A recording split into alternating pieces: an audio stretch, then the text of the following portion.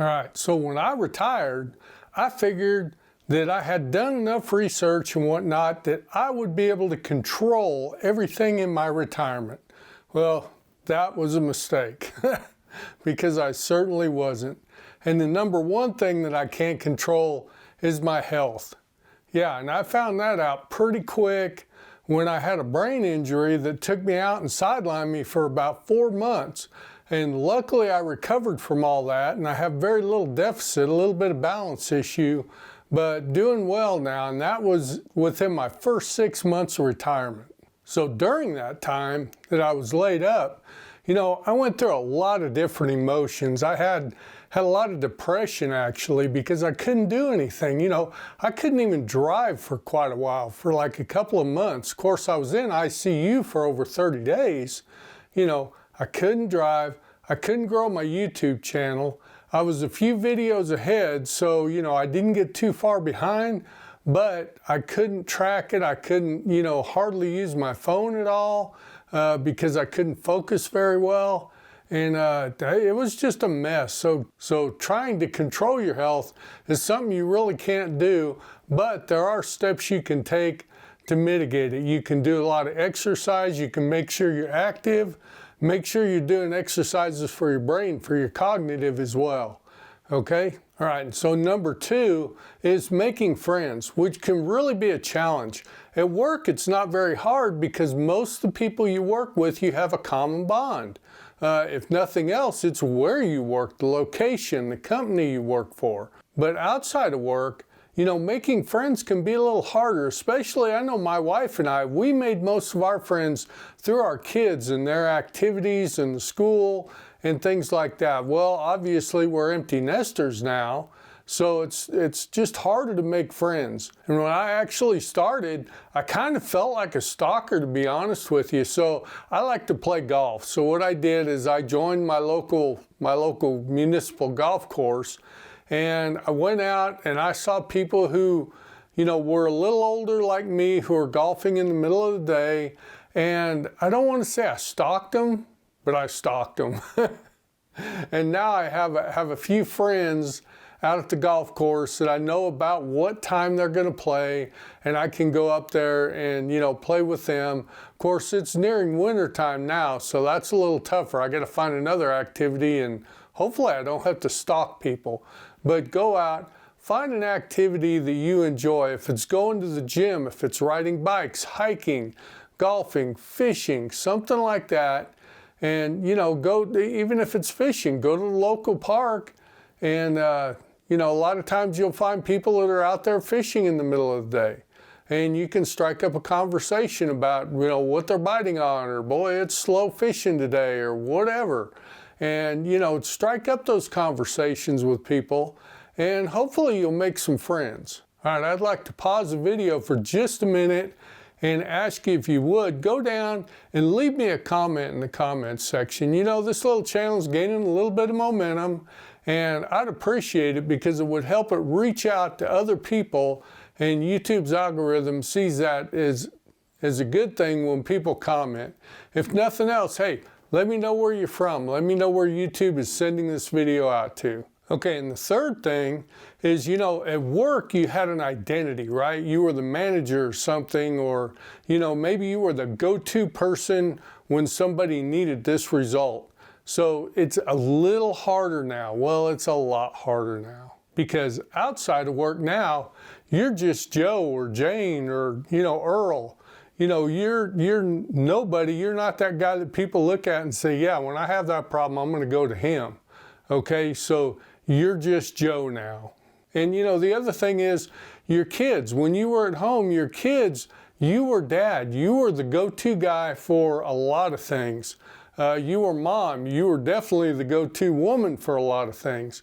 So there's a big difference now with your kids, because now that your kids are older, they've got their own identity, and they're pretty smart. And to be honest with you, I know if your kids are anything like mine, they're a lot smarter about the world today than I am as far as social and maybe not economics and things, but as far as social activities and what's accepted in society and all that, they are light years ahead of me. So I learn from my kids more than they learn from me nowadays. And another thing that really might surprise you is your spouse. So while you were out doing your thing all those years and building your career or whatever you may have done, your spouse was running their own lives as well. Yeah, they could manage without you 8-10 hours a day, believe it or not. And so, you can run into problems with your spouse and how you manage that. So make sure you talk to your spouse quite a bit before you retire and make sure that, you two understand where your space and where the dividing lines are and, what does a typical Wednesday look like? What are we going to do? How are we going to get on each other's nerves? And things like that. So far, my wife and I have been doing really well with that. There are times that we'll argue a little bit, but not a whole lot. And most of the time, it's over, she'll pick up my dishes and I'll say, honey, I can do that now. I don't have a job. You don't have to pick up for me, and things like that. Right, and the fourth thing is your physical abilities aren't what they used to be. No, they're really not. Like playing golf 2 days in a row. That for me, I can play 2 9-hole rounds and be okay, but if I play 2 18-hole rounds, I'm pretty stiff and sore when I get done. The other thing is playing with the grandkids. If I break out into a run nowadays, it hurts. It really does. I don't know how I used to run, but I used to be able to run. But anyway, playing with the grandkids is tough. And, doing projects with your family and friends or moving your family or friends, that can be really hard. And, it takes a longer time to heal now. So you just got to be careful that you don't bite off more than you can chew when you get into retirement. And of course, when you first retire, you're going to be relaxing a lot. So you might get a little out of shape in those first few months. All right, and the fifth thing is, your bucket list items, they don't fill up your full retirement. No, there's only so much traveling and so many things that you can do that are on your bucket list in the first few years. So what you need to think about when you retire is it's not all sunshines and unicorns. What are you going to do on a typical Wednesday, like I said before? What's that going to look like with you and your spouse or you and your friends? And what are you going to do on just a typical Wednesday? It can get awful boring, awful quick if you haven't thought about it, if you haven't tried to fill up those activities. Now, like me, I use my YouTube channel to kind of fill in those days. It takes me quite a while to do these videos. So, my week is pretty full when it comes to that and golfing and whatnot. And of course, most of my schedule now is dependent on the weather. So the weather plays a big part of how I'm going to conduct my week. So I pay a lot of attention to the weather on the news. And the other thing you got to realize is that others may not have the time that you have to spend on different activities, right? Unless a lot of people that are retired, like my wife and I, our retired friends live in other states. So, we have to travel and go see them when we want to go do something. We have a couple of retired friends here close, but mainly that's my wife's friends. And we don't have a whole lot of interaction with them on, a typical daily basis. So like I say, remember that. What does a typical Wednesday look like? Because your bucket list items are not going to fill up 100% of your time. All right, number 6 is scheduling. And scheduling can be a problem, right? Because, doctors, for one thing, they're constantly moving appointments around. And that's kind of a pain when you're trying to figure out, when you're going to take your next trip or where you're going to travel to. So you got to be careful of that because doctors do move those appointments. And the other thing that we ran into is our friends and families, because they're still working. So what they'll do is they'll look on their vacation calendar and they'll say, well, we're going to take vacation in October.